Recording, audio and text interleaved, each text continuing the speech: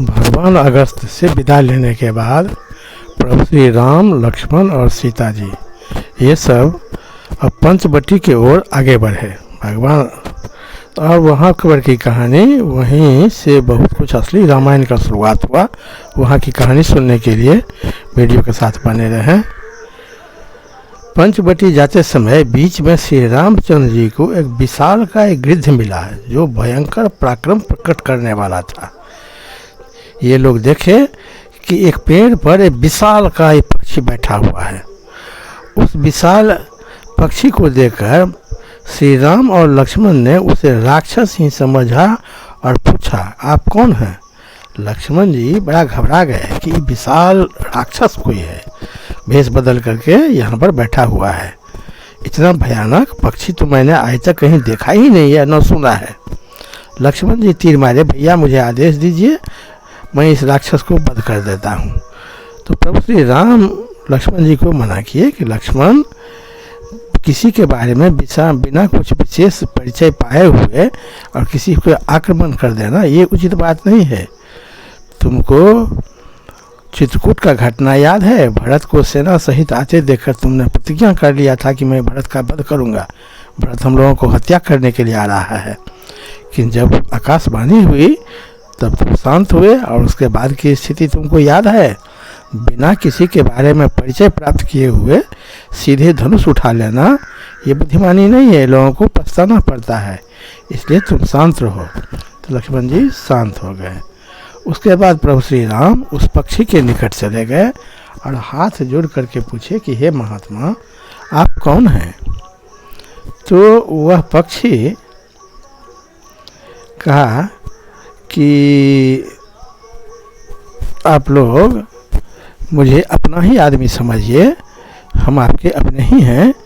तो प्रभु श्री राम अपना परिचय पहले दिए कि हम लोग अयोध्या के महाप्रतापी महाराज दशरथ के पुत्र राम, दो भाई हैं, राम और लक्ष्मण, और ये हमारी धर्मपत्नी विदेह नंदिनी सीता हैं। तो उसके बाद वह पक्षी ये नाम सुन करके बड़ा प्रेम से भाव विभोर हो गया, गदगद हो गया और कहा कि तुम हमारे प्रिय मित्र के पुत्र हो। दशरथ तो मेरा बहुत ही प्रिय मित्र था। तुम लोग उसके पुत्र हो तो जैसे मेरा ही पुत्र हुए। तो उन्होंने बतलाया पक्षी कि देवासुर संग्राम के समय दशरथ से हमारा मित्रता हुआ था और दशरथ ने हमको गला लगा करके कहा था कि आज से हम लोग मित्र हो गए, और दशरथ मेरा मित्र था। दशरथ की मृत्यु सुन करके हमको भी बहुत तकलीफ हुआ था। तो तुम लोग हमारे प्रिय मित्र के पुत्र हो, तुम लोग कहाँ आए हो? तो प्रभु श्री राम ने बतलाया कि हम लोग पिताजी के ही आज्ञा का, वचन का पालन करने के लिए इस वन में रहने के लिए आए हैं। तो वह पक्षी बहुत प्रसन्न होकर के कहा कि आप लोग यहाँ नदी के किनारे, गोदावरी नदी बहुत अच्छी नदी है और वहाँ पर किनारे में बहुत सारा फल फूल भी सब कुछ सुलभ है। तुम लोग यहाँ पर एक कुटिया बना करके रहो और तुमको कोई दिक्कत नहीं होगा। हम पिता के भांति तुम लोगों को इर्द गिर्द हमेशा रहेंगे और तुम लोगों का रक्षा करेंगे। जब कभी भी तुम दोनों भाई कहीं बाहर निकल जाओगे तो हम अपनी पुत्री सीता को रक्षा करेंगे। तुम लोग निश्चिंत होकर के यहाँ रह सकते हो, यहाँ पर तुम लोगों को कोई भय नहीं है। यद्यपि ये जंगल राक्षसों सबका भी इस जंगल में प्रवेश है, बगल में राक्षस का छावनी भी है और यहाँ राक्षस सब आते भी रहता है, किंतु तुम लोगों को इस सबसे कोई भय नहीं है। तुम लोग यहाँ निर्भय होकर के रह सकते हो। हमारे रहते हुए तुम लोगों को कोई दिक्कत नहीं होगी। तुम लोग यहाँ पर कुटिया बना लो और रहो। ये सारा बात गिद्धराज ने प्रभु श्री राम से कहे।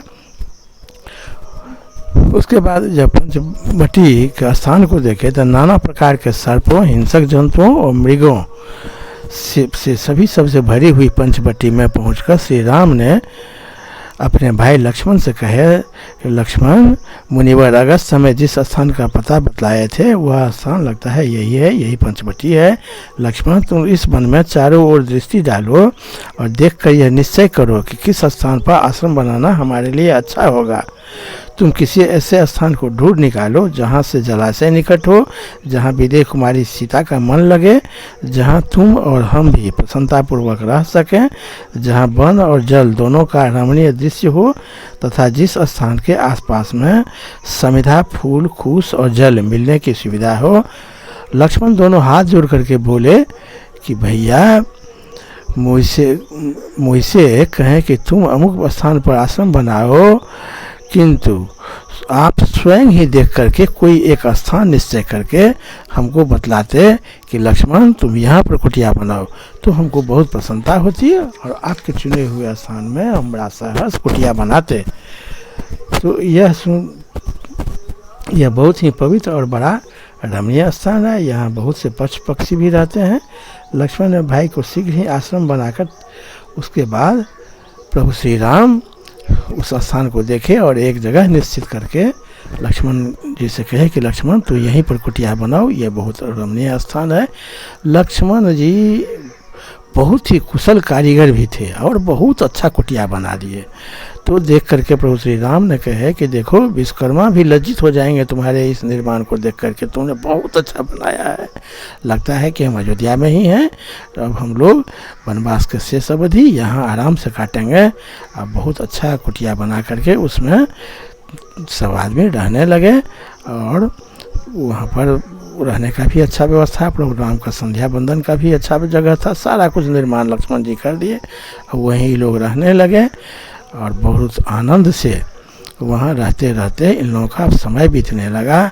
लक्ष्मण जी कंदमूल, फल, जलावन ये सब लाते थे। गोदावरी में जा कर के एक साथ तीनों आदमी हमेशा स्नान करते थे और बड़ा आराम से उस कुटिया में रहने लगे। बहुत आराम से उस कुटिया में रहते थे। वहाँ फल मूल की भी सुविधा थी। गोदावरी नदी में एक से एक कमल का फूल भी था और अगल बगल में भी बहुत सारा पेड़ था। पशु पक्षी हमेशा चहकते रहता था। वहाँ का वातावरण बहुत ही रमणीय था और उस गोदावरी किनारे बहुत अच्छा कुटिया बना करके ये लोग आराम से चैन से अपनी ज़िंदगी बिताने लगे। और उसके बाद वहीं से मित्रों सीता हरण भी हुआ। अब ये सब कहानी सुनने के लिए कृपया हमारे वीडियो की अगली कड़ी का प्रतीक्षा करें। तब तक बहुत बहुत धन्यवाद। जय श्री राम, जय माँ जगजननी सीता।